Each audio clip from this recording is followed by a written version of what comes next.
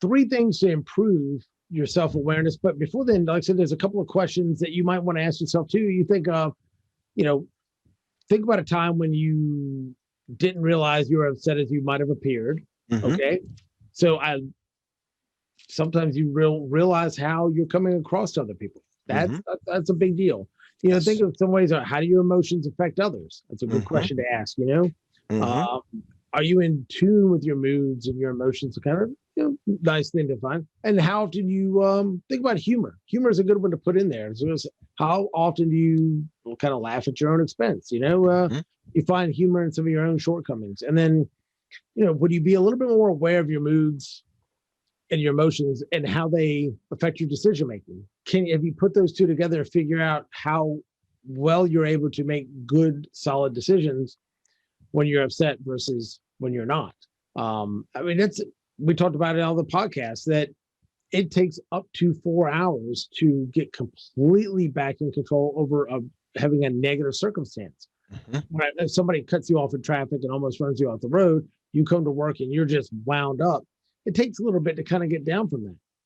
You have one more of those experiences when you're at work, you know, a boss, a coworker, a colleague, a vendor, client. And you know what? That could be your whole 8-hour day shot. That's right. Absolutely. I mean, that gets expensive over time. You talk about a whole organization.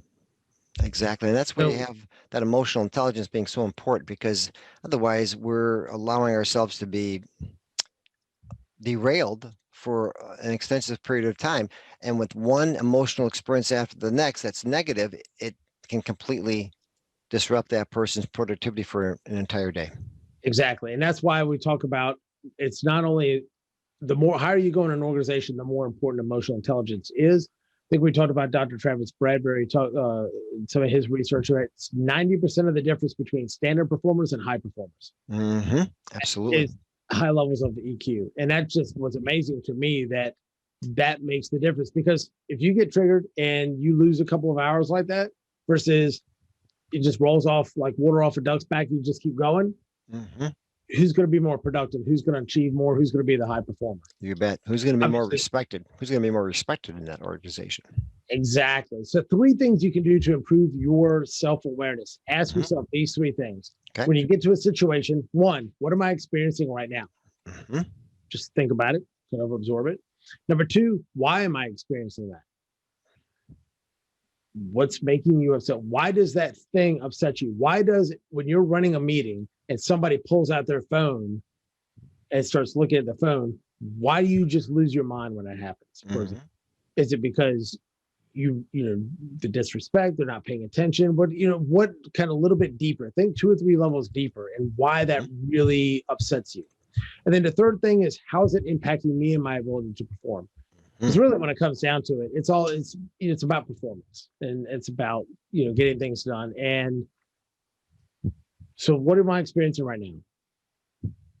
Why am I experiencing that?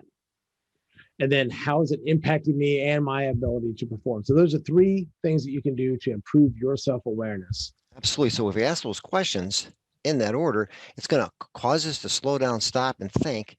And now we're going to just be that much more aware of what our next step or next response should be. It just gives us a chance to put on the brakes and put it in neutral for a couple of moments, and then be prepared to move forward in an intelligent way. Exactly. Like Dr. Goldsmith says, the whole goal of increasing your self-awareness and learning about this is to get that little bit of a gap in between what the trigger and the response.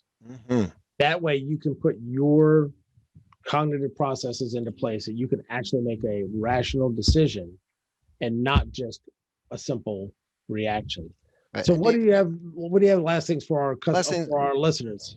Thank you. So one of the main things we want them to take away from this today is it's not an overnight thing. This is something it's a process you want to become aware of, start working on. And it's like any sport or skill that you've developed in your own lifetime. It takes a while to develop the skill sets. And then the longer you do it, the better you get at it. And so remember, we're talking about today's self-awareness, and self-awareness is the ability to recognize and understand your moods, your emotions, and your drives. And so self-awareness is the first component. And honestly, it's the first step towards self-regulation. And that's going to be in our next episode. We're going to talk about regulation. So until next time, get some books. Daniel Goleman, Marshall Goldsmith. There's some great books out there. Start educating yourself on this, and we will talk to you at our next episode of Business Smarts Radio. Take care.